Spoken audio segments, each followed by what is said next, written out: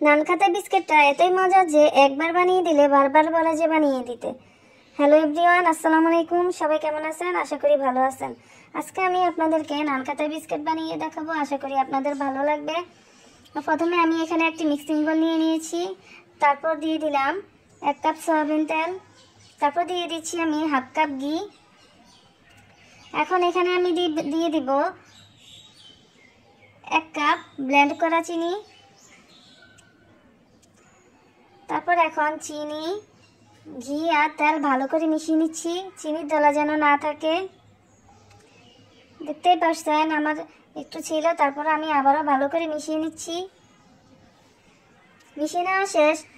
এখন আমি ছাঁকনিতে দিয়ে দিচ্ছি 1 কাপ ময়দা। তারপর আমি এখানে দিয়ে দিচ্ছি আরেক কাপ ময়দা, মোট 2 কাপ ময়দা দিয়েছি।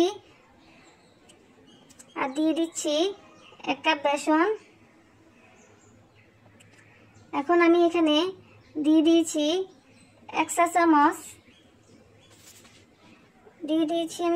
চামচ, বেকিং সোডা। এখন আমি ছাঁকনি দিয়ে ভালো করে ছেলে নিচ্ছি।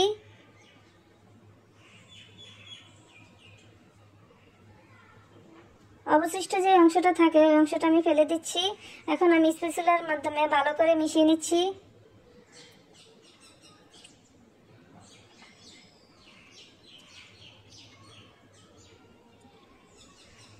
ভালো করে মিশিয়ে নেওয়া শেষ। এখন আমি হাত দিয়ে একটু ভালো করে মিশিয়ে নিব।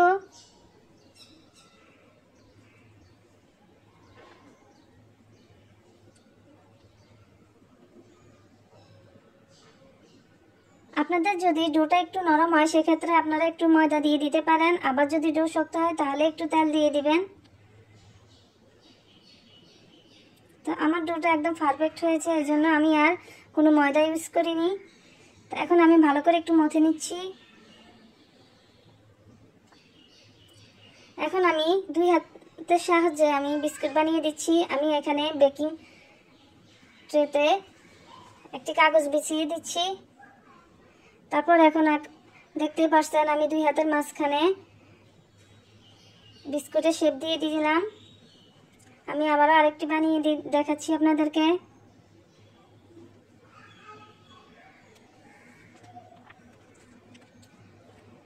মাঝখানে আঙ্গুল দিয়ে একটু গর্ত করে দিয়ে দিবেন। আরেকটা বানিয়ে দেখাচ্ছি আমি।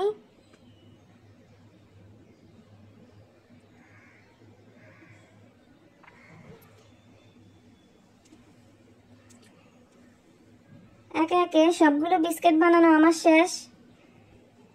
এখন আমি বিস্কিটের মাঝখানে কিশমিশ দিয়ে দিচ্ছি।